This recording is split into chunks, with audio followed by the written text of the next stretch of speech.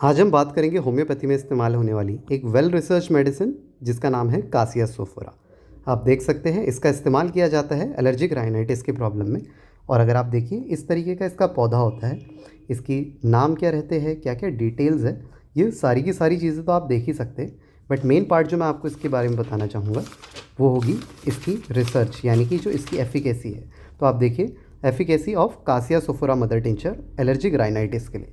सो इसका पूरा क्लिनिकल और रिसर्च प्रोडक्ट जो भी आया है आउटकम वो आप देख सकते हैं कि किन किन पेशेंट्स में चलाया, क्या क्या चीज़ें देखने के लिए मिली, कितने मेल्स थे कितने फीमेल्स थे। एक जो साइंटिफिक स्टडी होती है किसी भी दवा की एफिकेसी को जानने के लिए, उसमें कासिया सोफोरा मेडिसिन काफ़ी उम्दा रिजल्ट्स लेके आई है। अगर मैं आपको दिखाऊं रिसर्च के जो रिजल्ट्स आए थे उसमें 46 पेशेंट्स में यह रिसर्च की गई थी जिसमें एलर्जिक राइनाइटिस की उनको प्रॉब्लम थी, यानी कि एलर्जी से होने वाली बार बार छींकें जो आती है।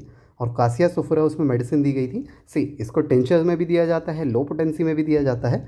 बट जो रिसर्च निकल के आई उसमें आप देखिए मार्क्ड मॉडरेट माइल्ड नो, यानी कि बहुत अच्छा खासा आराम, हल्का फुल्का आराम, बहुत ही मंद मंद सा आराम या बिल्कुल आराम नहीं हुआ। तो उसमें देखा गया 50% लोगों में बहुत अच्छा आराम मिला, 23% में ठीक ठाक आराम मिला, 10% में हल्का आराम मिला, 15% में नो। अब इसमें क्या हो जाता है कि रिजल्ट्स अक्सर ऐसा भी होता है कि पेशेंट के अदर फैक्टर्स की वजह से भी रिजल्ट्स ऊपर नीचे हो जाते हैं। बट मोर देन 50% लोगों को अगर इस कासिया सोफोरा मेडिसिन से अच्छा आराम मिला है, सो आप आंख बंद करके यह कह सकते हैं कि कासिया सोफोरा एक काफ़ी उम्दा होम्योपैथिक दवा है किसी भी एलर्जिक राइनाइटिस के पेशेंट के लिए। ये पूरी की पूरी जो थीसिस है ये इसी पे बेस्ड है, treatment of allergic rhinitis with Cassia sophora. इसी के ऊपर हमने पूरी ये जो रिसर्च बेस्ड मेडिसिन थी इसके बारे में बात की। आई गेस हमारी इस मेडिसिन से आपको काफ़ी ज़्यादा मदद मिली होगी जानने में कि ये एक अच्छी दवा साबित हो सकती है। हालांकि मेरा यही सुझाव रहेगा कि आप किसी भी दवा का इस्तेमाल अगर एक होम्योपैथिक फिजिशियन के, यानी कि अपने नज़दीकी किसी डॉक्टर से लेकर अगर ले तो ज़्यादा अच्छे उसके परिणाम मिलते हैं।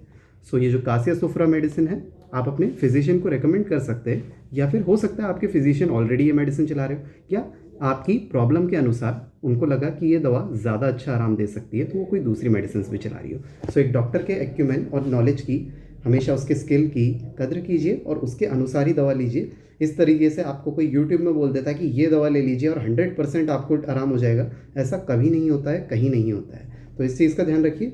ये वीडियो मैं आपको डिस्क्लेमर भी बता दे रहा हूँ, मैं कहीं से कहीं आपको रिकमेंड नहीं कर रहा हूँ कि आप कासिया सोफोरा का मदर टिंचर ले लीजिए और आपका एलर्जिक राइनाइटिस जड़ से ख़त्म हो जाएगा, बिल्कुल नहीं, नो।